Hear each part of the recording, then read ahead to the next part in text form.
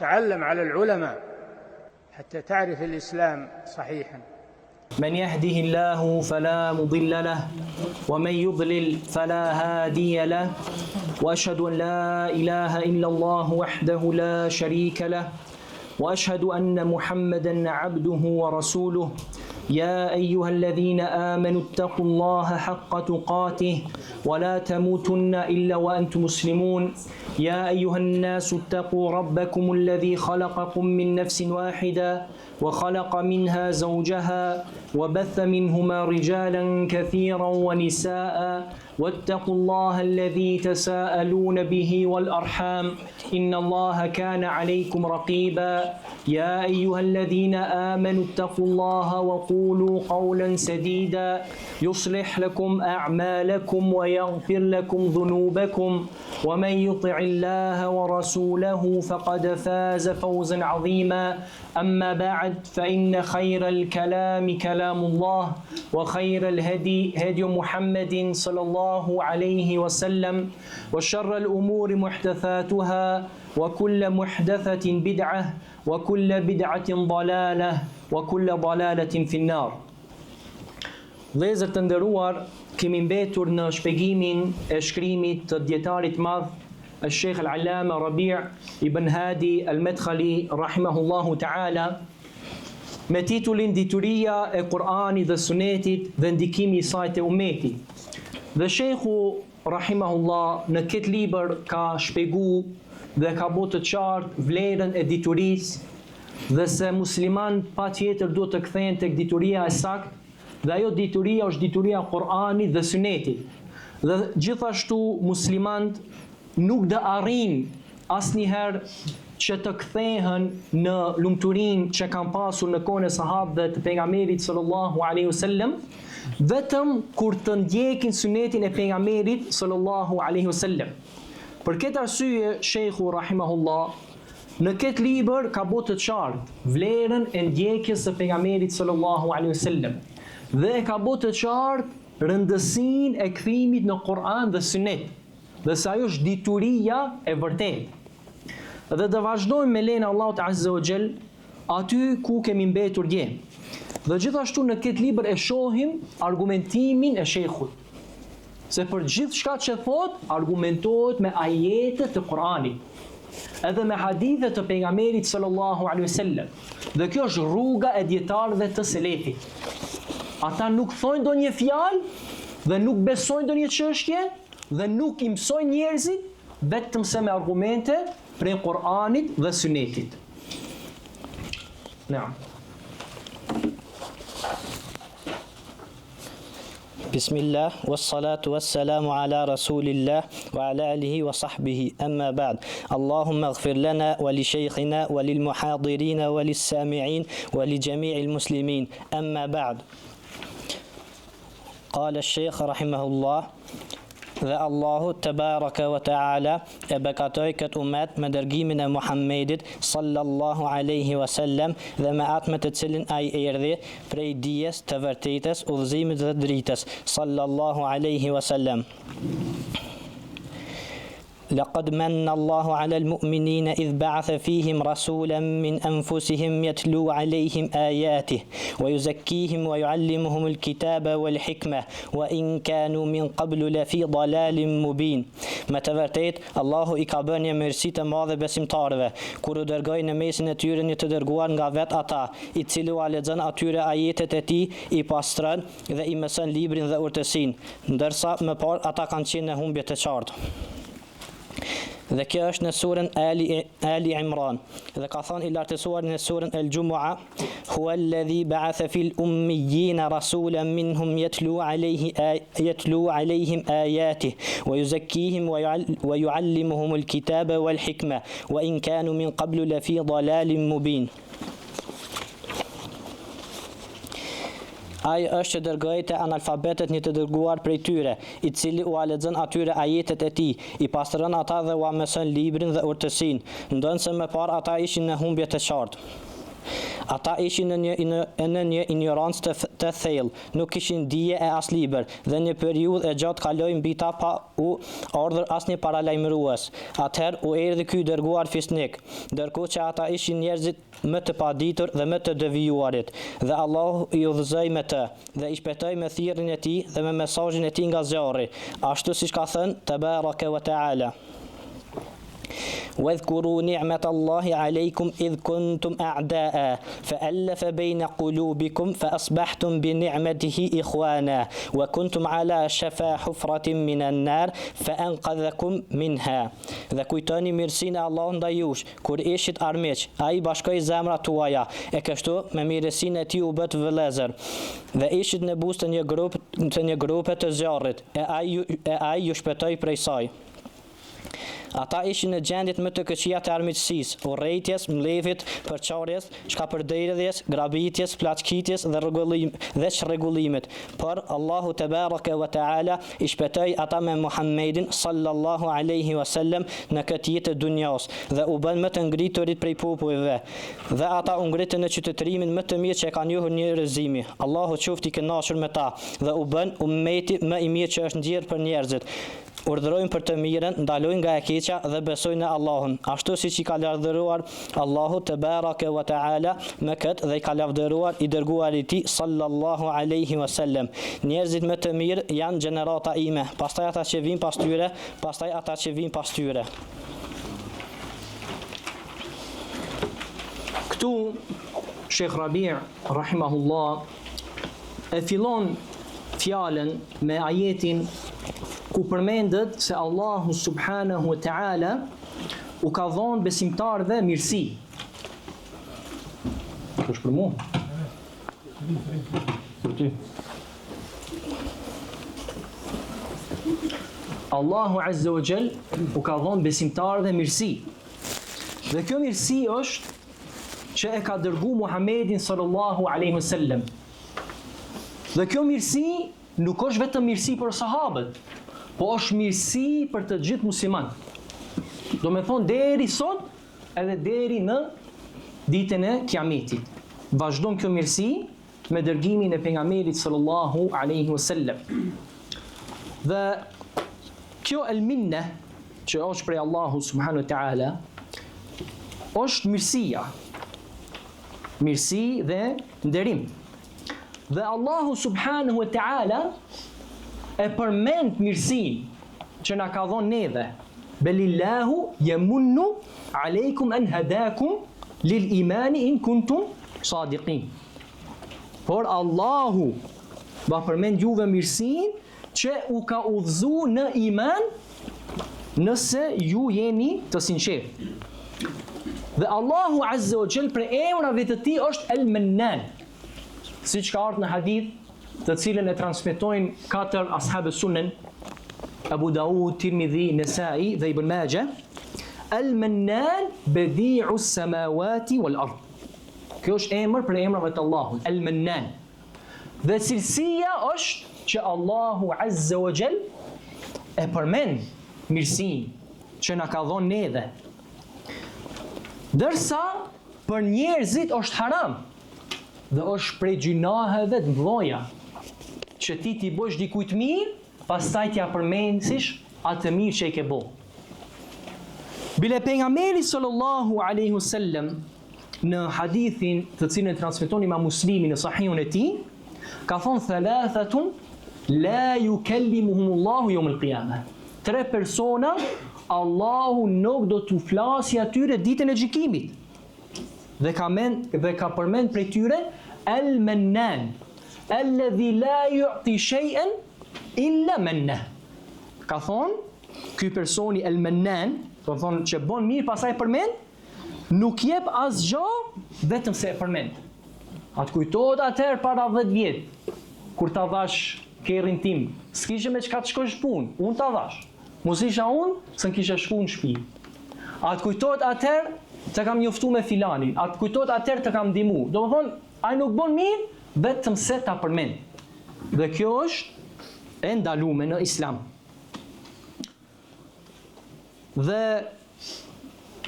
është një çështje që kanë përmendur dietarët që ka të bëj me i bë dikujt mirë, domethënë me i dhon dikujt një dhuratë, me shpresë që ai me ta kthy një dhuratë edhe më të mirë. Dhe këtë Allahu Azza wa Jall ja ka ndalu pejgamberit sallallahu alaihi wasallam. Dhe ka thonë wala tamnun tastakthir.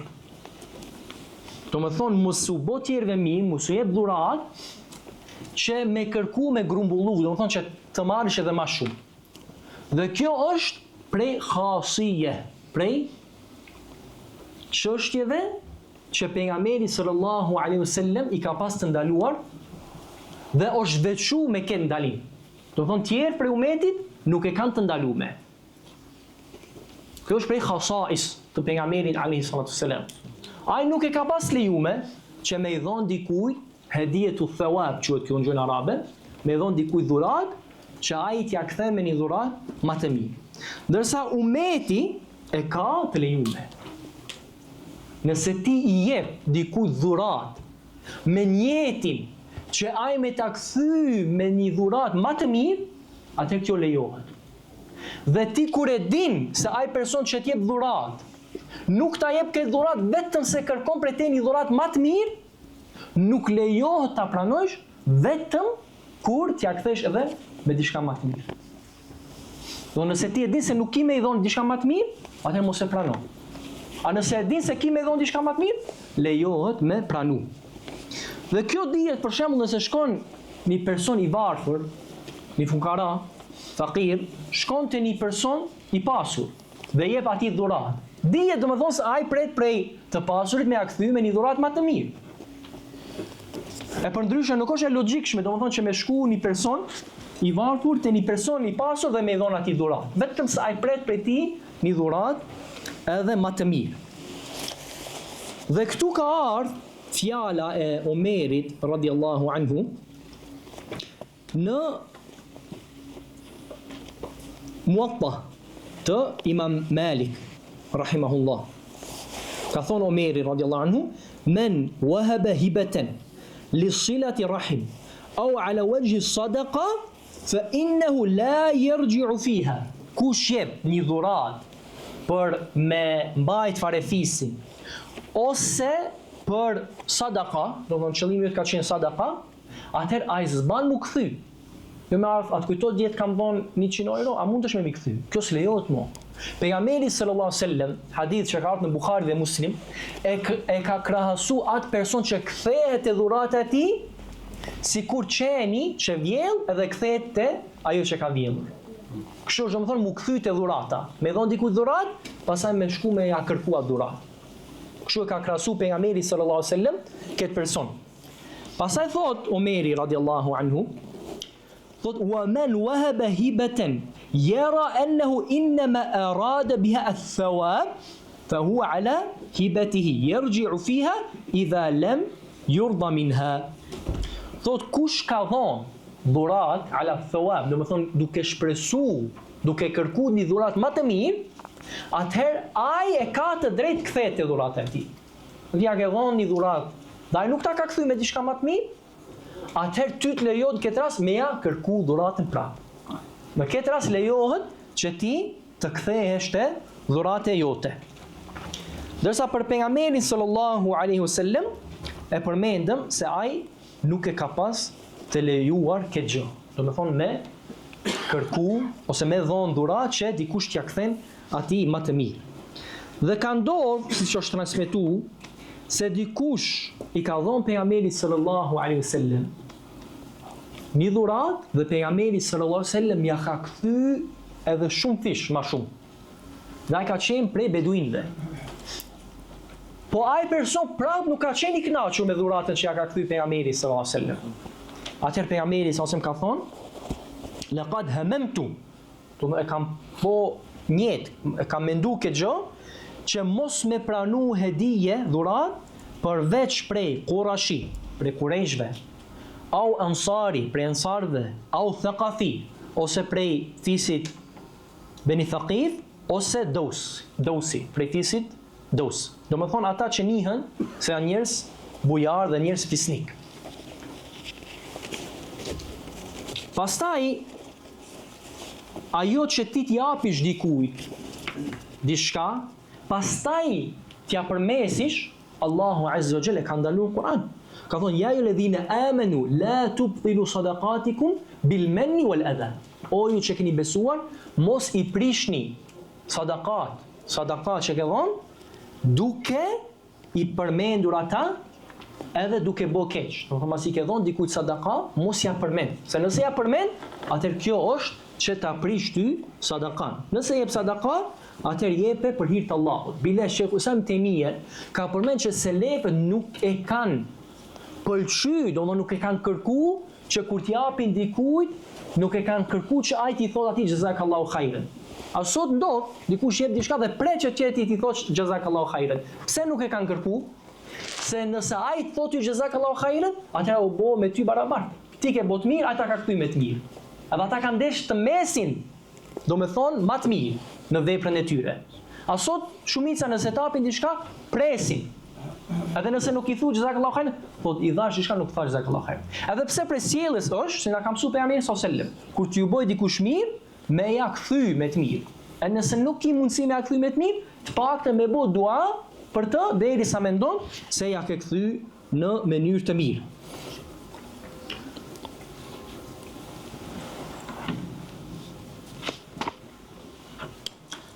Pastaj këtu në ajet është përmend se Allahu Azza wa Jall e ka dërguar Muhamedit sallallahu alaihi wasallam prej mesin e tyre. Siç ka ardhur, do me thonë, idh ba'atha fihim rasulan. Në mesin e tyre ka dërguar një të dërguar. Dhe në ajetin tjetër, rasulan minhum, një të dërguar prej tyre. Dhe këtu dietarët kanë thonë ose është kuptimi prej tyre, do të thonë prej fisit të tyre, ose është kuptimi prej besimtarëve. Do të thonë mesin e besimtarëve, sahabët që kanë besuar në të, prej tyre e ka dërguar Muhamedit sallallahu alaihi wasallam, për arsye se kur njerëzit besojnë, ata bëhen vëllezër me njëri tjetrin, siç ka ardhur në ajetin tjetër që e ka përmendur sheikhu këtu, fa asbahtum bi ni'mati ikhwana, dhe jeni bë me mirësinë e tij vëllezër. Kështu do të thonë kur njerëzit besojnë, atëherë ata bëhen vëllezër. Dhe është përmend gjithashtu në ajet fil ummiyine. Do me thonë në mesin e analfabetëve. Dhe kjo fjalë analfabet, kur ne e dëgjojmë dhe përmendim, mendojmë se është diçka negative. Dhe na duket do me thonë si një ofendim, me i thonë personi ky është analfabet. Dërsa Sheikhul Islam Ibn Taymije e ka bërë të qartë se jo çdo lloj prej analfabetizmit është e kritikuar. Ka lloj që kritikohet dhe ka lloj që nuk kritikohet. Dhe pejgamberi sallallahu alaihi wasallam kur ka thonë inna ummetun ummiyya, ka thonë ne jemi një ummet analfabet. Dhe ka thonë la nektub wala nahsib, nuk shkruajmë edhe nuk bojmë llogari. Dhe ka thonë e shahr hakadha, muaj ka thonë është kaç, ka bo me shenjë 30 ditë edhe ka bo me shenjë ose është 29 ditë. Ky është muajt e muslimanit. Dhe fillon agjerimi në atë moment kur e sheh honën, atëherë fillon agjerimi dhe mbaron agjerimi në atë moment kur e sheh honën prapë. Kur fillon hona e re, el hilal që quhet në gjuhën arabe, fillon agjerimi. Dhe kur vjen prap el hilal, hona e re, prap atëherë mbaron agjerimi. Në këtë mënyrë muslimanët e dinë se kur me agjeru. Pa shkruaj dhe pa bo llogari. Dhe kjo është lavdërim për musliman. Do thonë në mënyrë shumë të thjeshtë, pa mundim të madh, pa me shkruajt e me bo llogari, ata kanë mundësi me di se kur fillon muaj. Nuk kanë nevojë si kur popujt tjerë me bo llogari dhe me shkruajt, dhe ata që e bojnë këto munden me gabu. Dhe ata duhet mu mundu për një çështje shumë të lehtë dhe hupin kohën dhe mundin për diçka që është më e rëndësishme. Dhe Sheikhul Islam Ibn Taymije rahimahullah e ka bërë të qartë se musliman, do me thonë, mas pejgamberit sallallahu alaihi wasallam kanë qenë më të aftit në botë dhe më të mençuri dhe kanë arrit më së shumti në shkenca dhe në dituri. Dhe ata e kanë mësu shkrimin dhe e kanë mësu leximin, por kjo tregon vetëm në çështjen, si këtu për shembull, në çështjen e agjerimit, se nuk e bojnë në mënyrë të llogarisë dhe në mënyrë të shkrimit. Dhe pejgamberi sallallahu alaihi wasallam ai vetë e ka pas ndaluar me të mëson me shkru edhe me lexu. Dhe kjo është prej plotësimit të mrekullisë. Do të ai që nuk din me shkru e me lexu, nuk mundet me sjell një Kur'an. Se sikur të dinte me lexu me shkruaj, mundet me thonë e ka lexu dikund, e ka shkruar dikund. Por ai nuk din as me lexu as me shkruaj, atëherë kjo tregon se mrekullia dhe sfida ndaj atyre që nuk e besojnë Kur'anit është edhe më e madhe. Me thonë dikujt ti din me lexu me shkruaj, sa libra ke lexu e sa libra ke shkruaj? Bujrum, shkruaj një Kur'an nëse mundesh. Pejgamberi sallallahu as nuk ka ditë me lexu, as nuk ka ditë me shkruaj.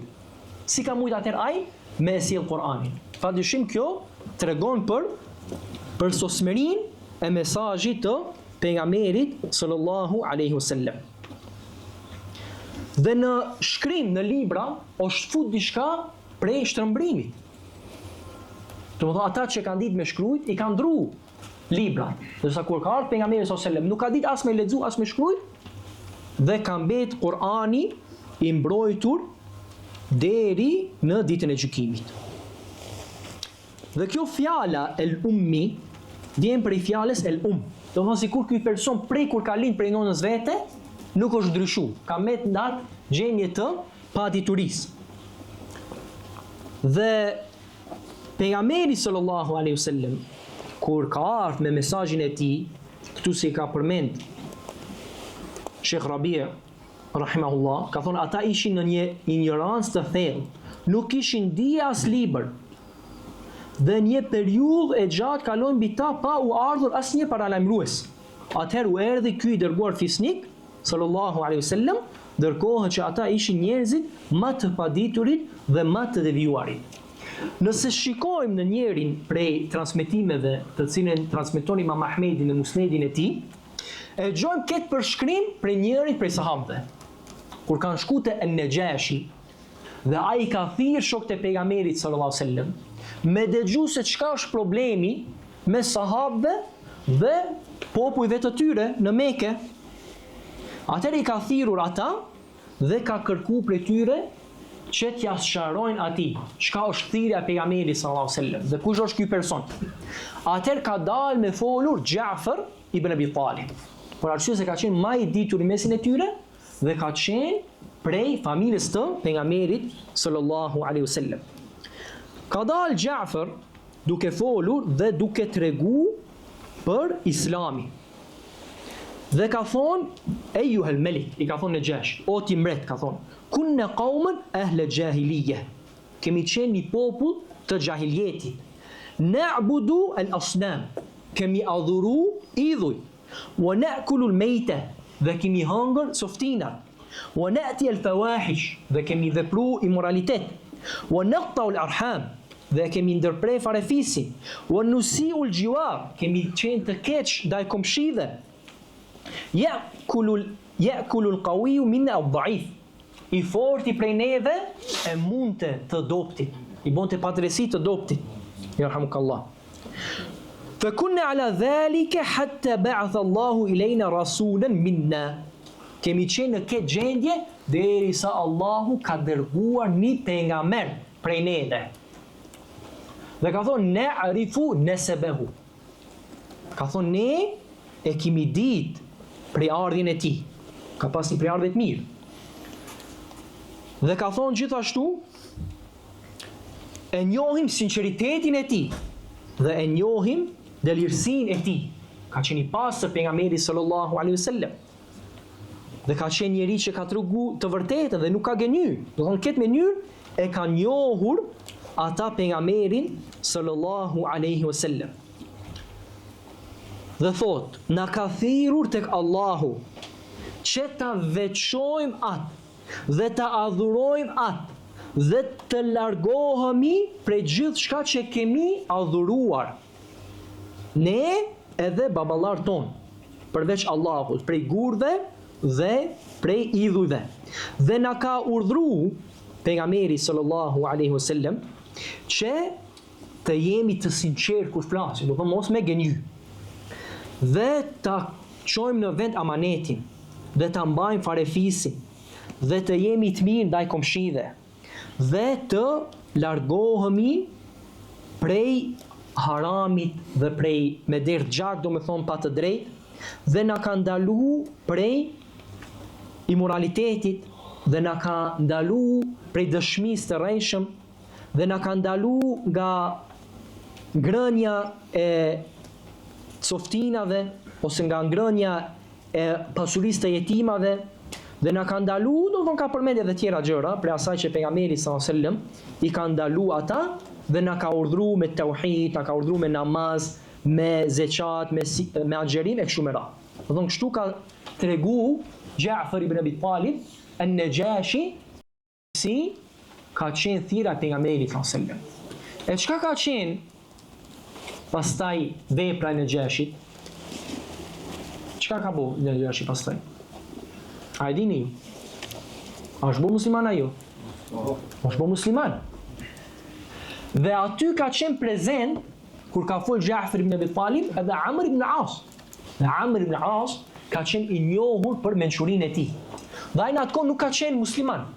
Dhe Quraysh e kanë dërgu tek Najashi. Sa ai ka qenë shok me Najashin dhe ka qenë shumë i mençur. Po ai kur e ka dëgju Ja'far duke fol, nuk ka pas mundësi me kundërshtu. Do të thonë e ka ditë se kjo është e vërteta. Dhe nuk ka pas mundësi me thonë, jo, nuk është kështu, pejgamberi son gënjen, nuk është njeri i drejtë e kështu me radhë. Nuk ka pas mundësi me thonë se ka qenë ajo e vërtet ai që ka thonë. Dhe Najashi është bu musliman dhe ka jetu si musliman edhe ka vdek si musliman. Bile pejgamberi sallallahu alaihi wasallam duke qenë në Medinë u ka tregu shokëve vet. Ka thonë ka vdek Najashi dhe i ka urdhëruar që ta fali namazin. Ka dalë pejgamberi sallallahu alaihi wasallam imam dhe e ka fal salatul ghaib. Ka fal namazin e atij personi që nuk është prezent. Do thonë Najashi ka qenë në Habeshe dhe pejgamberi sallallahu alaihi wasallam e ka fal namazin e xhenazës për Najashin me shokët e tij. Pastaj prej çështjeve do me thonë që pejgamberi sallallahu alaihi wasallam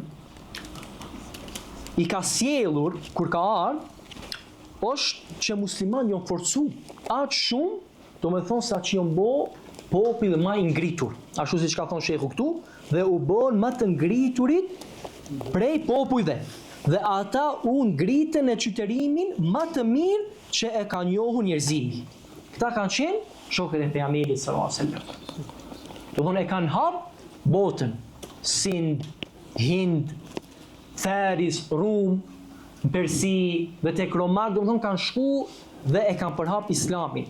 Do shpërhap shumë toka e muslimanëve.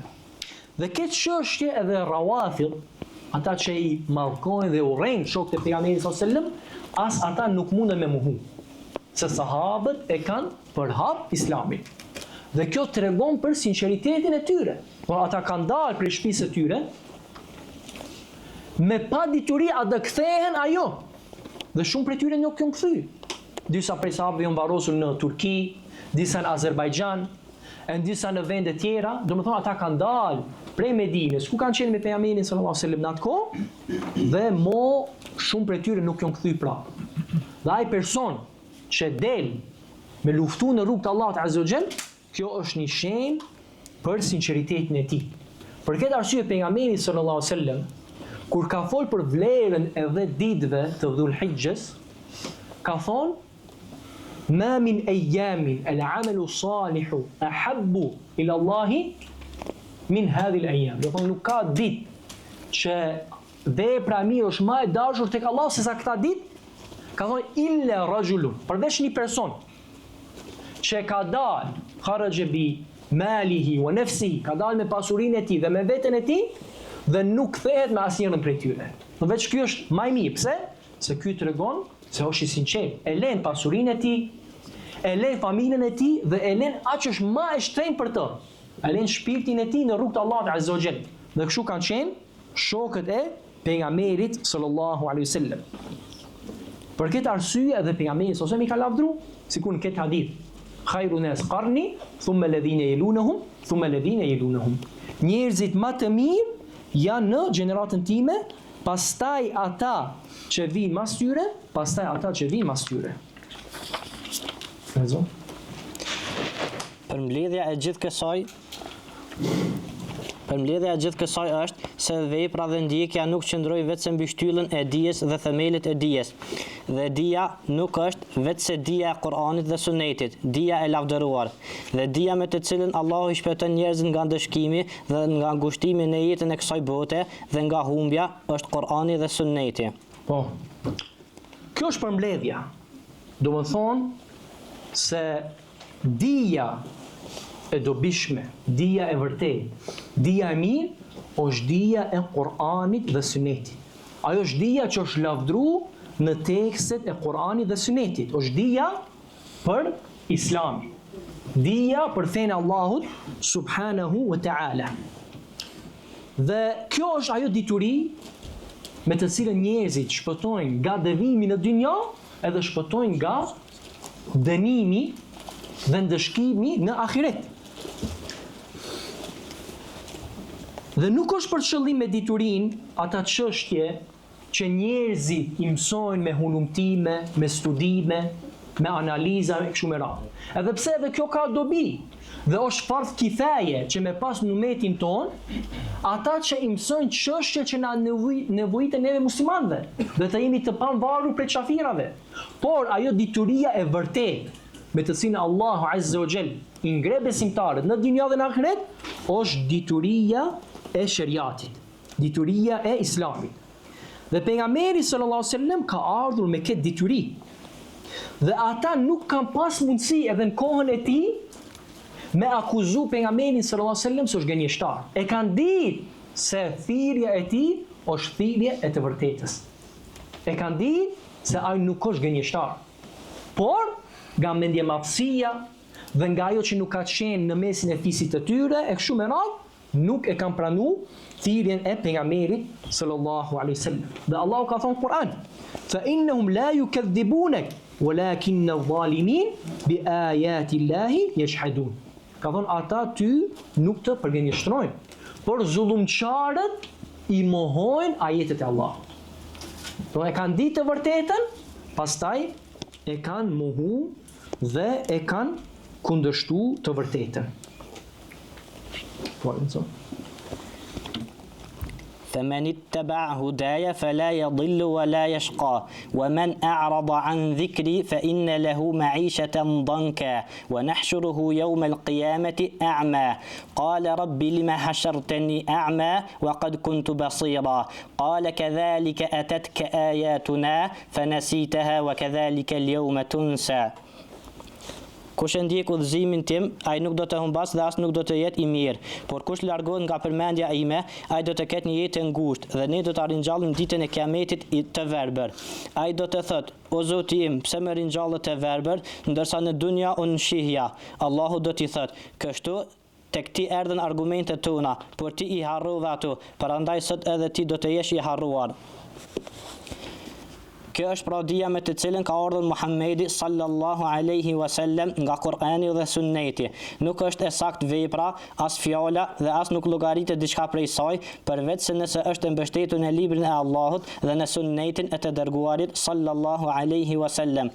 Pra, fjalët, veprat, rregullat dhe të gjitha veprat e zemrës dhe veprat e gjymtyrëve nuk janë të sakta dhe të pranuara te Allahu te baraka wa taala dhe në këtë jetë të dunjas, qoftë në atë që ka të bëj me veprat e robërve mes robit dhe Allahut, apo në atë që ka të bëj me të drejtat mes robërve. Patjetër që kjo do të jetë e nxjerrë prej librit të Allahut dhe Sunetit të dërguarit sallallahu alaihi wasallam. Pastaj këtu pasimi i pejgamberit sallallahu alaihi wasallam është ajo që obligohet për muslimanët. Dhe kundërshtimi i pejgamberit sallallahu alaihi wasallam është prej çështjeve të ndaluara rrëfsisht dhe prej çështjeve shumë të rrezikshme. Për këtë arsye dhe Allahu ka thonë Kur'an, "Fala wa rabbika la yu'minuna hatta yuhakkimuka fima shajara bainahum, thumma la yajidu fi anfusihim harajan mimma qadayt wa yusallimu taslima."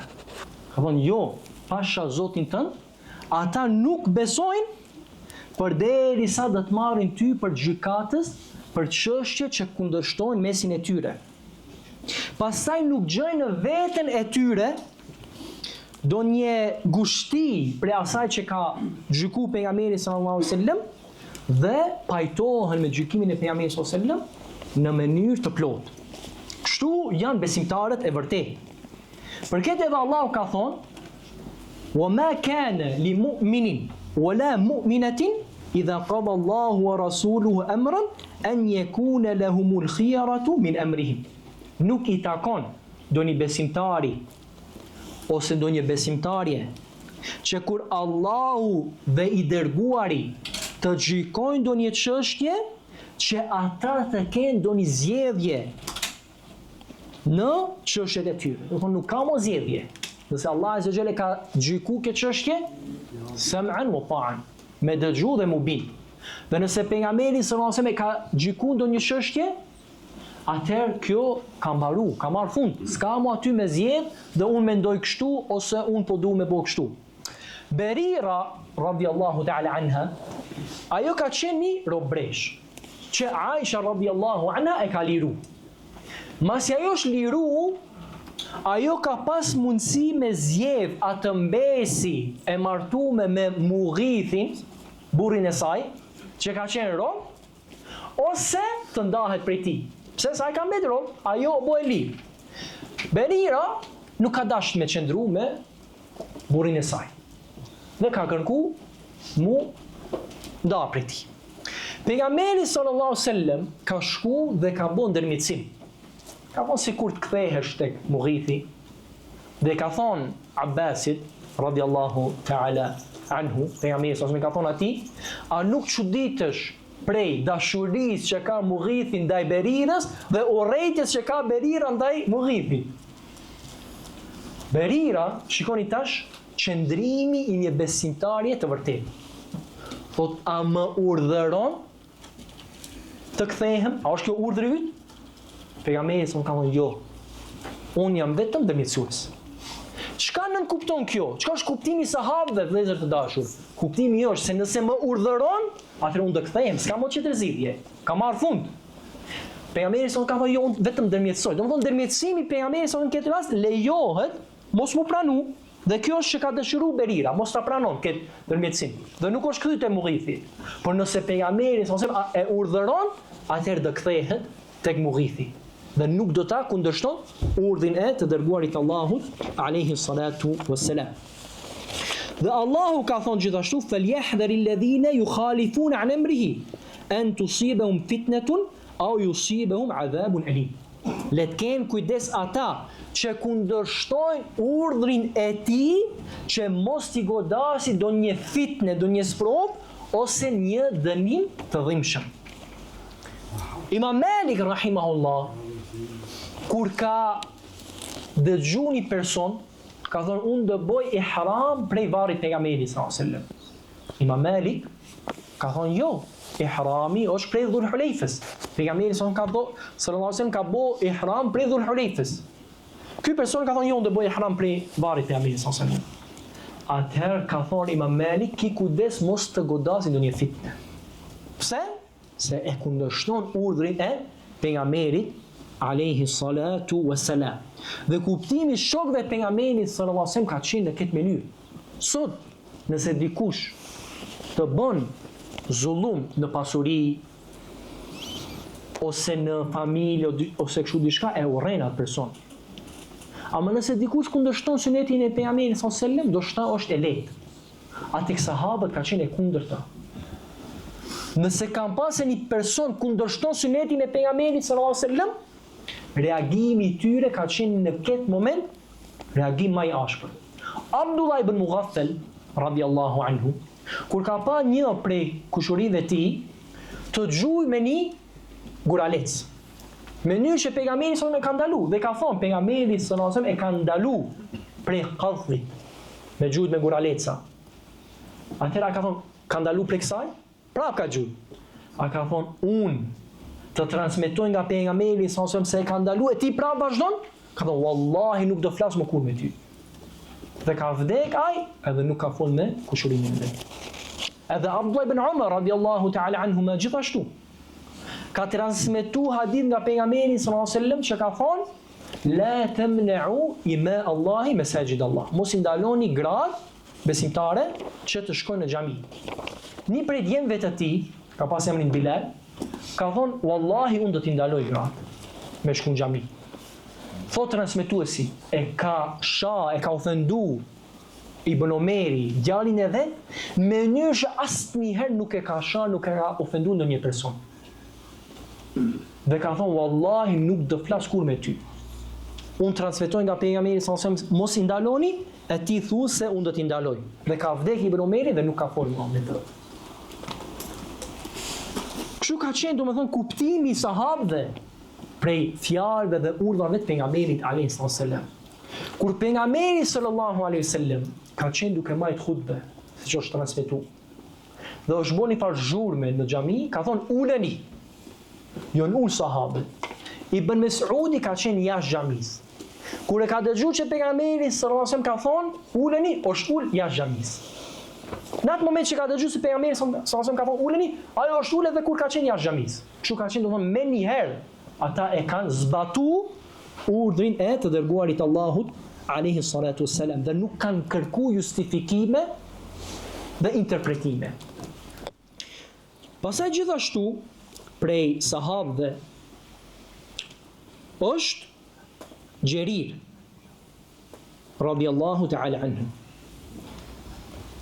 Gjeriri ja ka dhënë besën pejgamberit alayhi salatu wassalam.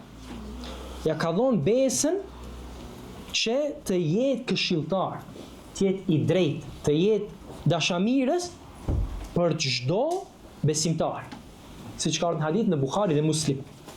Ka thonë bay'atu Rasulullah sallallahu alaihi wasallam ala iqami as-salah wa ita'i zakat wa ala nushi li kulli muslim.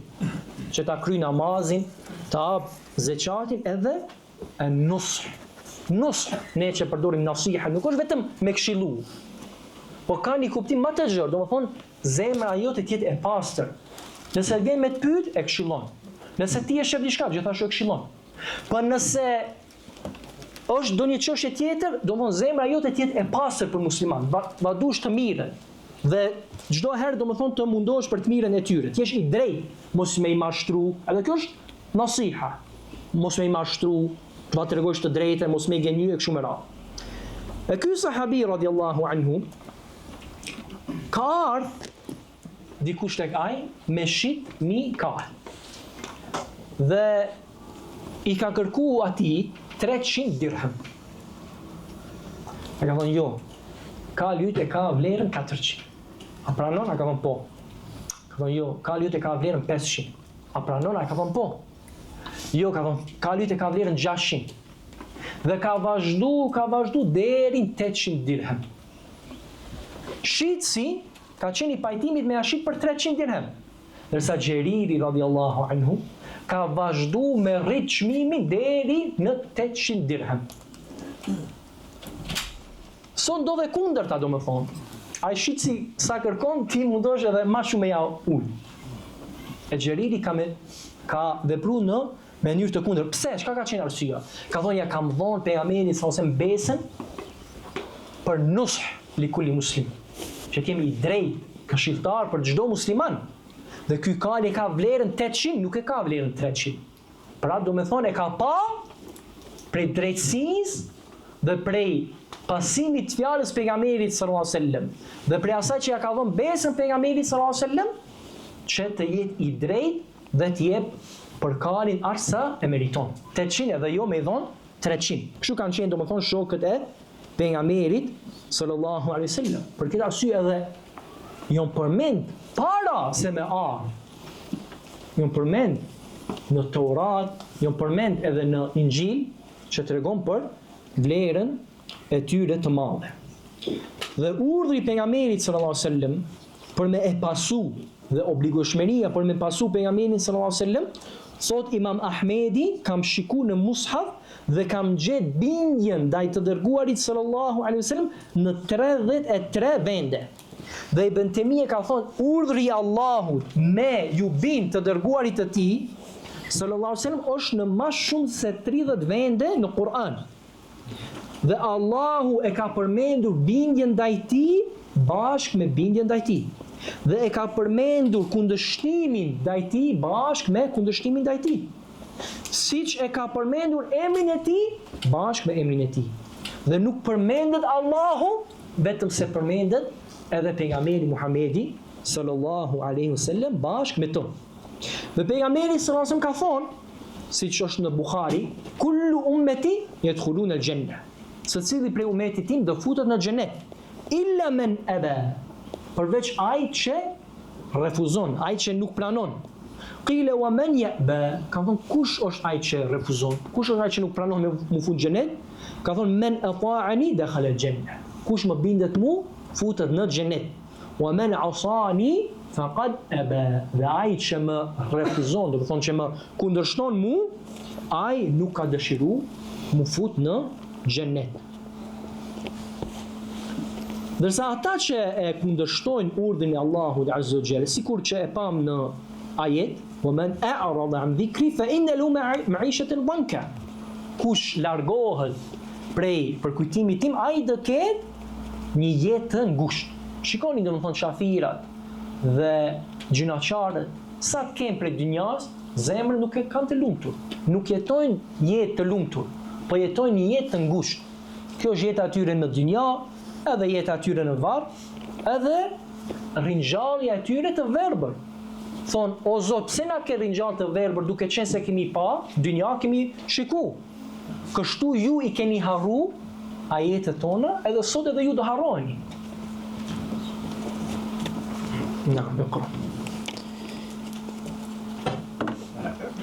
Fjalët tona, sikurse namazi, zakati, haxhi dhe të gjitha veprat nuk saktësohen dhe nuk pranohen përveç se nëse ngrihen mbi dije, në përputhje me atë që ka ardhur me të Muhamedi sallallahu alaihi wasallam.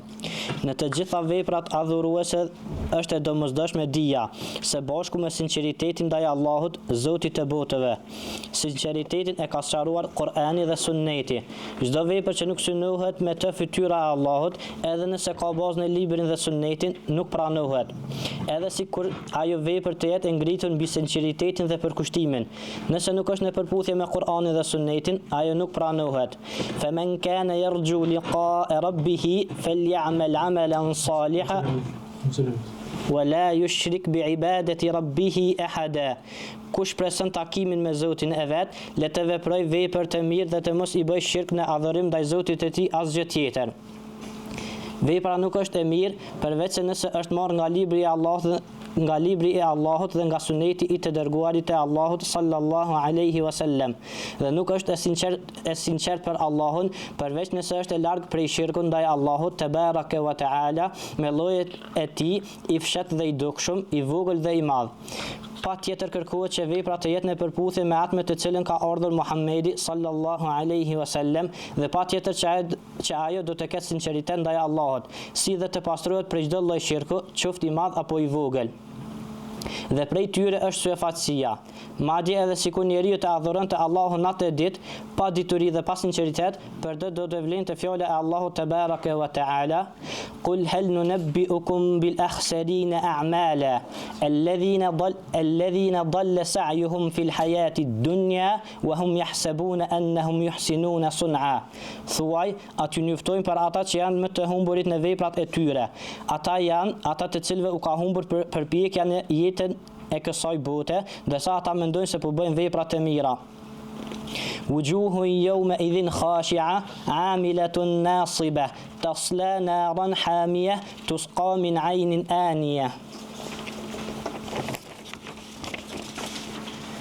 Atë ditë, disa fytyra do të jenë të përullura, do jenë lodhur duke vepruar, por do të flakën në zjarr të nxehtë, u jepet të pinë për një burim i vlues. Këta që bëjnë adhurime, raskapiten dhe lodhen në manastire, kisha dhe vendet të tjera, mbasi veprat e tyre janë të zborazura nga imani dhe tauhidi dhe të largëta nga Kur'ani dhe Sunneti. Ky është fundi i tyre, ashtu si edhe fundi atyre që bëjnë vepra me syfaci dhe i politeistëve në veprat e tyre ndaj Allahut te baraka wa taala. Ajo që e dëshmon këtë është ajeti që lexuam më herët. Ai mendon se po bën një vepër të mirë, vepron dhe mendon se po i afrohet Allahut, ndërkohë që veprat e tij janë më të këqijat, sepse ato janë të ngritura mbi devijim, ose mbi shirk, ose mbi ignorancë, ose mbi të gjitha këto së bashku.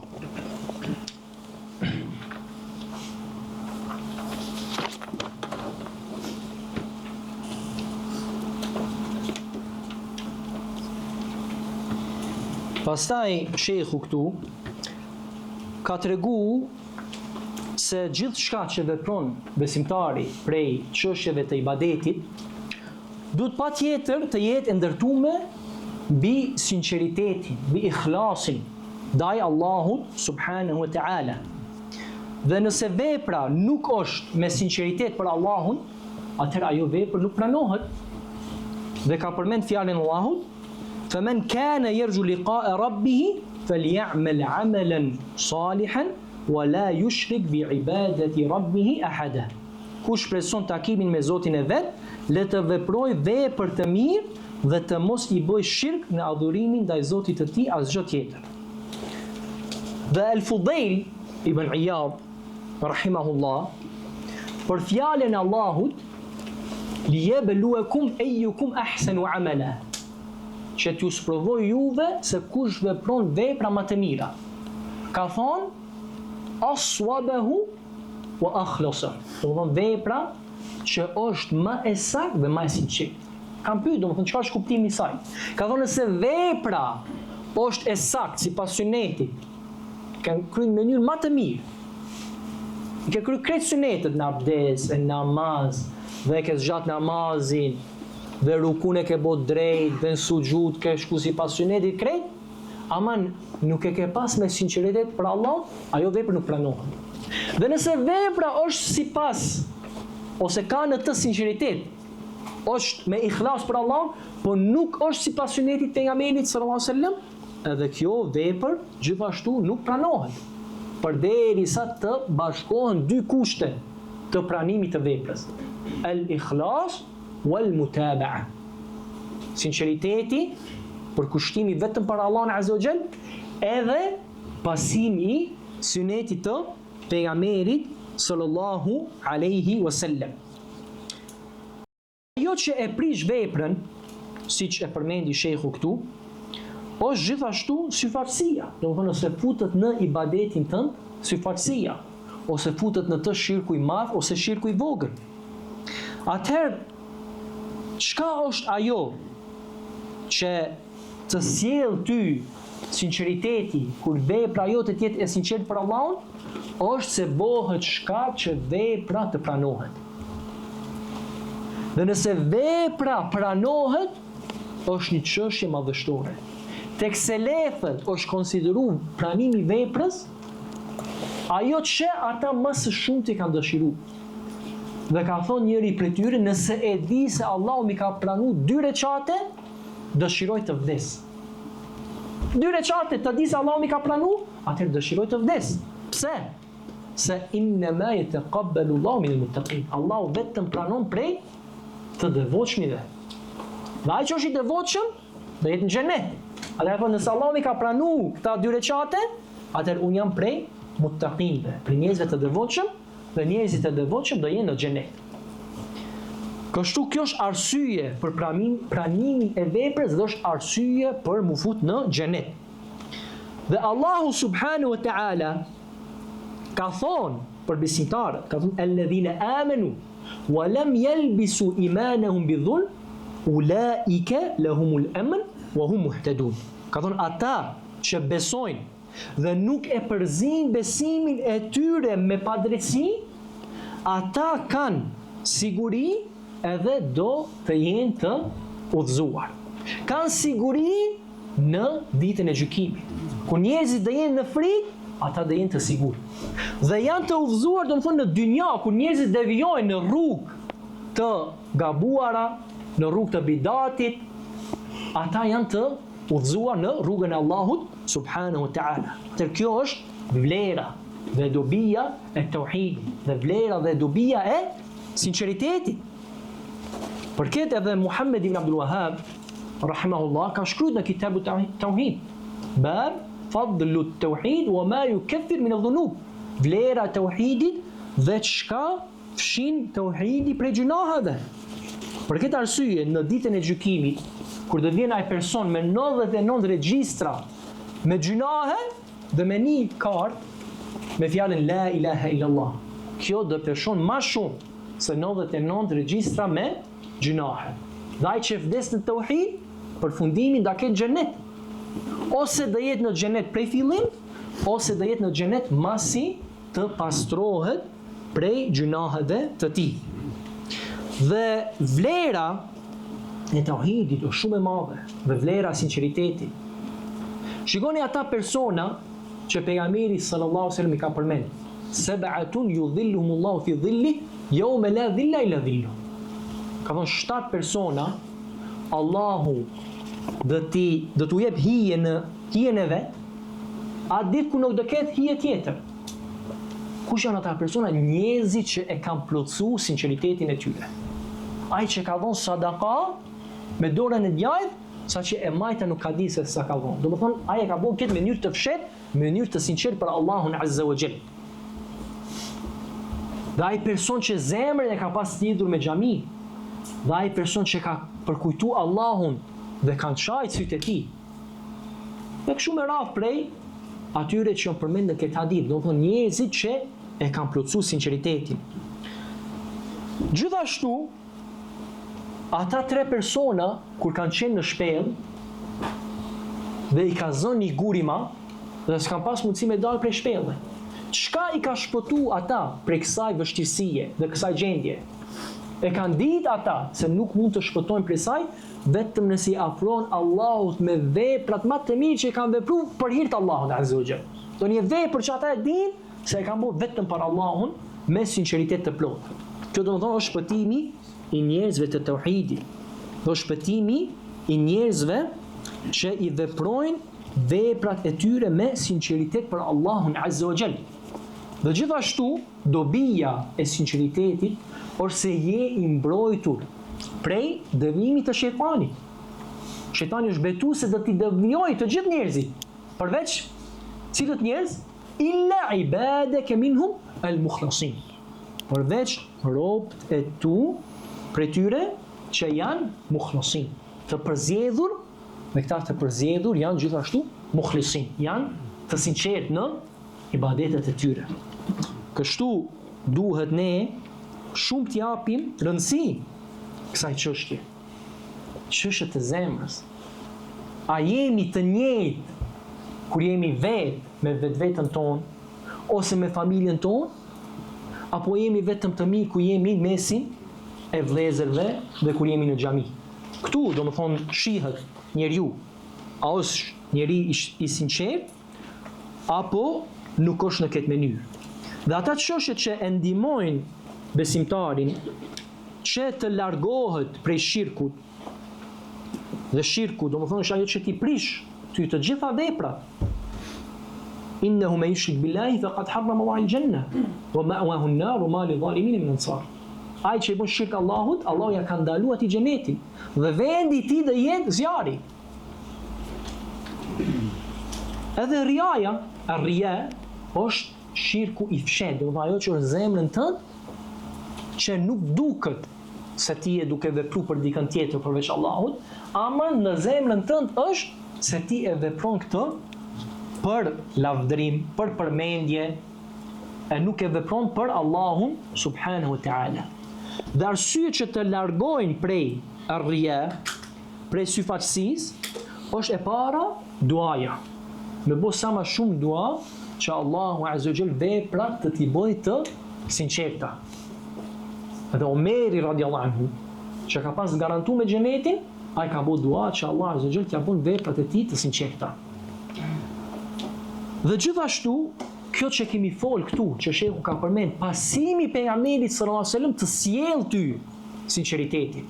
kur mundosh veprat me i vepru ashtu siç na ka mësuar pejgamberi sallallahu alajhi wasallam, namazin, agjerimin, veshjen, dukjen, gjitha urdhrat e tij alayhi sallallahu alajhi wasallam, nëse ti mundosh me ndjek, atëherë kjo të ndihmon ty me arrit sinqeritetin. Gjithashtu dituria. Pa dituri nuk mundesh me arrit sinqeritetin.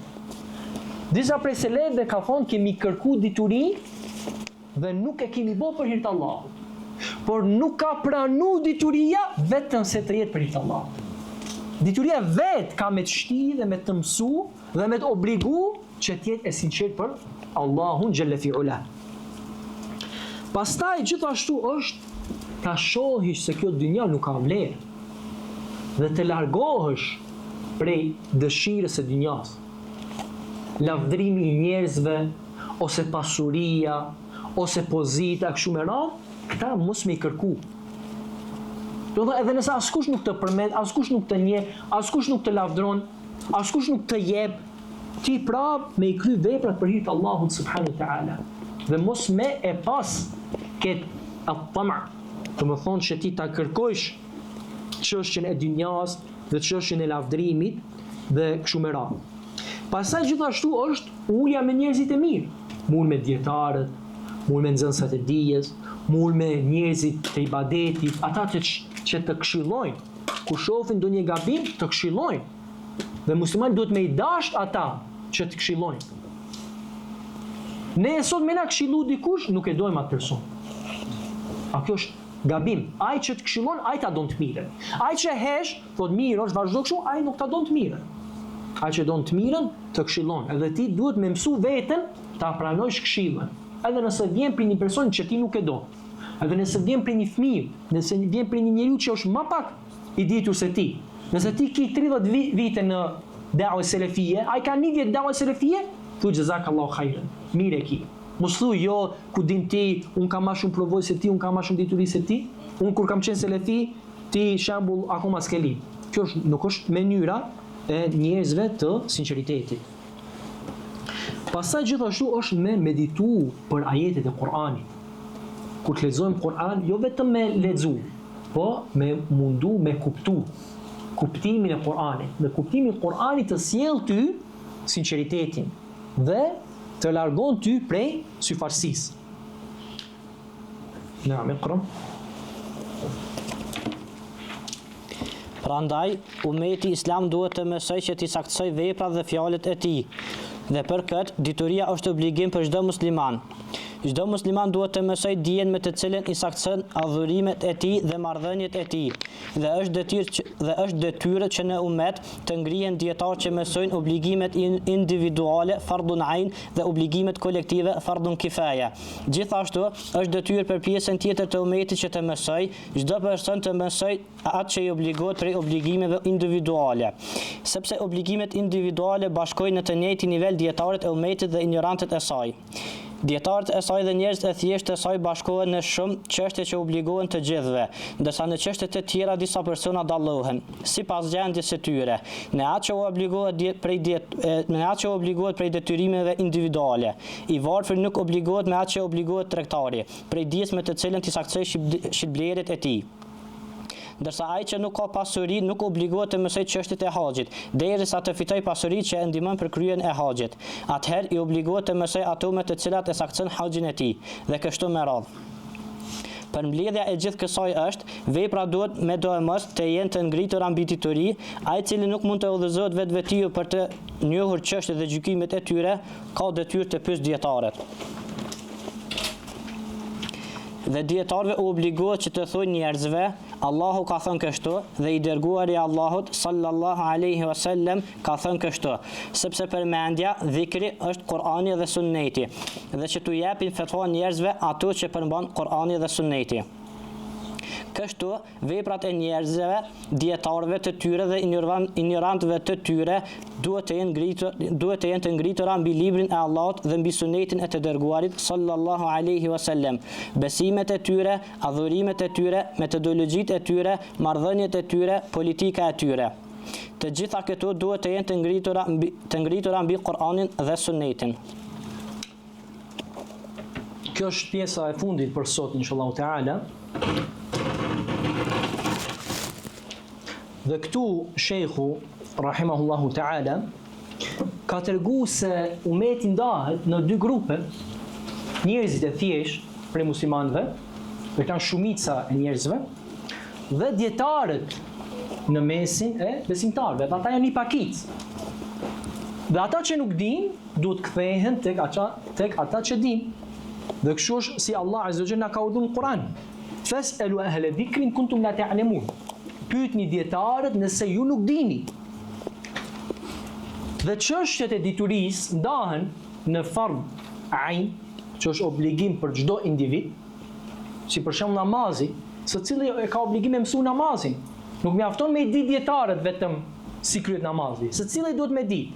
Pastaj janë çështje tjera që janë fard kifaje, mjafton një grup për dietarëve me i ditë dhe nuk është obligim për secilin musliman me i ditë. Pastaj ka çështje që bëhen fard ain për ty në ndonjë moment dhe nuk janë fard ain në një moment tjetër. Si për shembull, nëse ki pasuri, është fard ain me ditë rregullat e zakatit. Por nëse nuk ki pasuri, atë nuk është për ty obligim me ditë rregullat e zakatit. Nëse do me bë tregti, duhet me i ditë rregullat e tregtisë. Por nëse nuk mirësh me tregti, atëherë nuk është obligim me i ditë rregullat e tregtisë. Omeri radhiyallahu anhu i ndalonte njerëzit me shku në treg për shitblerje derisa të mësojnë rregullat e tregtisë. Dhe nëse muslimani mëson diturinë, atëherë qëllimi i diturisë është me vepru me diturinë. Dhe si që ka përmend Al-Khatib Al-Baghdadi, al-ilmu shajara wal-amalu thamara. Ka thonë dituria është pemë dhe vepra i është ose janë frutat e pemës. Dhe ka përmend transmetim prej selefit gjithashtu, hatadha al-ilmu al-amal fa in ajab baqiya wa illa irtahal. Ka thonë dituria e ka ftu, e ka thirr veprën. Nëse vepra përgjigjet, mbet dituria. A nëse vepra nuk përgjigjet, do thonë ti mëson ama nuk vepron, atëherë edhe dituria shkon. Do thonë nëse nuk punon me atë që ke mësu, ki me harru diturin. A nëse mëson me atë që ke mësu, Allahu Azza wa Jall ka me të dhonë edhe ma shumë dituri. Pastaj këtu e kuptuam vlerën e dietarëve, që një numër i madh prej umetit kthehen te këta dietarë. Kjo tregon që ne duhet të vadim dietarëve vlerën dhe mu kthy tek ata, sidomos në kohën e fitneve. Në kohën e fitneve, dietarët janë ata që mas udhëzimit të Allahut subhanahu wa taala dhe sigurisë që Allah ja jep besimtarit, janë dietarët arsye që muslimanët mos me deviju. Për atë është një rrezik shumë i madh nëse shohim nxënësdije që i lidhin xhamatin me veten e tyre dhe mundohen me i largu prej dietarëve dhe nuk vapërmesin dietarët dhe nuk e lidhin xhamatin me dietarët. Ndërsa nxënësdijes të vërtet dhe hoxhallar të vërtet janë ata që va mësojnë njerëz dhe kush janë dietarët, te kush kthehemi ne, kush janë dietarët e mëdhenj të këtij umeti e kështu me radhë. Dhe për këtë arsye kërkon dituria edhe drejtësia. Do me thonë, kur ta mësosh diturin, të jesh i drejt me diturin tënd. Dhe drejtësia nënkupton që me avon se cilit që ka do një vlerë dhe që ka do një merit, me avon pozitën që ati i takon. Dhe nëse gjykojnë për njerëzit, jo në mënyrën e drejt dhe jo me drejtësi, atëherë me këtë kemi kundërshtu urdhën e pejgamberit sallallahu alaihi wasallam. Dhe pejgamberi sallallahu alaihi wasallam ka thonë për gjykatësin ka thonë el qudatu thalatha. Gjykatësit janë tre, qadiyani fi an-nar wa qadin fi al-jannah. Dy prej gjykatëve janë në zjarr dhe një është në xhenet. Rajulun qada bi ghayri haqq ya'lamu bidhalika fadhalika fi an-nar. dikush që ka gjyku jo me të drejtën dhe ai e din se nuk është e drejtë. Ajo është në zjarr. Wa qadi la ya'lamu fa ahlaka huquq an-nas. Dhe ai që nuk din, flet domethënë pa dituri. Dhe ai i çon kod hukukët, të drejtat e njerëzve. Fa huwa fi an-nar, dhe ajo është në zjarr. Wa qadin qada bil haqqi fa dhalika fi al-janna. Dhe ai gjykatësi që gjykon me të drejtë, ai është në xhenet. Çka kuptojmë ne këtu? Kuptojmë çështjen e pasurisë. Apo çka thotë Sheikh Islam ibn Taymiyah rahimahullah? Ky dietar al-imam al-allama Sheikh al-Islam bil haqq, ai thotë wa ma'lumun an al-hukm bayna an-nas fi aqaidihim wa aqwalihim a'zamu min al-hukm baynahum fi mabayi'ihim wa amwalihim. Thot, është e ditur se gjykimi mesin e njerëzve për akiden e tyre dhe fjalëve të tyre është ma madhështore se sa gjykimi mesin e tyre për shitblerin e tyre dhe për pasurinë e tyre. Do nëse ky është gjykatësi që futet në zjarr ose futet në xhenet për shkak se gjykon me drejtësi ose jo me drejtësi mesin e pasurisë e njerëzve, atëherë ai që flet për besimin e njerëzve dhe fjalëve të njerëzve a janë të sakta në gabim, atëherë ai edhe më madhështor është mu fut në xhenet ose mu fut në zjarr për shkak të drejtësisë ose për shkak të padrejtësisë. Kështu lutim Allahun subhanahu wa taala që të na bën neve dhe juve për atyre që e dëgjojmë të vërtetën dhe e pasojnë të vërtetën. Dhe prej drejtësisë në këtë kohë është që të vapim hakun dietarëve tonë, dhe padyshim se shejhu jon, Sheikh Abdullah ibn Abdurrahim al-Bukhari, hafidhahullahu ta'ala, mas vdekjes së dietarëve të mëdhej, sikur Sheikh Rabi' dhe Sheikh Ubejd, Allahu më shëroft të dy, është ai që kthehemi tek ai për çështjet e grupacioneve dhe çështjet e personave dhe çështjet e jarh wa ta'dil. Nëse në jetën e këtyve dy dietarëve ata janë konsultu me të dhe ja kanë dhënë vlerën që ai e ka pas në atë kohë, si është atë gjendja tash mas vdekjes së tyre. Dhe shohim në shumë vende që njerëzit largohen prej këtij dietari. Sidomos në atë moment kur ai nuk përputhet me të. Nëse i mbështet dhe përputhet, nuk thonë Sheikh Abdullah al-Bukhari, po thonë Muhammed ibn Ismail al-Bukhari, po thonë e bojnë dietar shumë të madh. A në atë moment që i kundërshton, atëherë largohen prej tij dhe thonë po jo shehu është i ri, jo po shehu nuk është prej mëdhëve, jo po shehu është dikush prej tyre thotë shehu është 2 vjet më i vjetër se unë, qetëri thotë unë jam më i vjetër se shehu e kështu me radhë. Pse? Se i ka kundërshtuar. Ndërsa ai që e don të vërtetën, në atë moment kur dietari përputhet me të, e pason. Po edhe në atë moment kur dietari nuk përputhet me të, ai prapë pason. Dhe këta nuk janë vetëm fjalë, po janë gjëra që elhamdulillah i kemi pa me sytë tonë dhe i kemi pa me provojnë tonë. Për hoxhallarëve që ju i dini, për hoxhallarëve tonë, edhe pse nuk është mirë me do shta me përmend, po Sheikh Gjemal është këthim. Kur dietarët e kanë përkra, i ka pasu. Po edhe kur e kanë kundërshtu, prapë i ka pasu. Kjo çka tregon?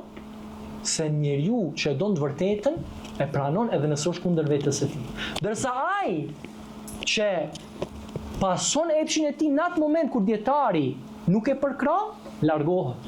Qoftë Emin Ago, qoftë Besim Xhelaj, kush do të qoftë prej atyre që kanë deviju dhe janë largu prej rrugës së dietarëve, e kanë bërë këtë kur dietarët i kanë kundërshtuar. Sikur dietarët mos i kishin kundërshtuar, atëherë do kishin thonë mirë janë ata dietarë. Ndërsa në atë moment që i kanë kundërshtuar, ja ata nuk dinë. Domthonë ti din.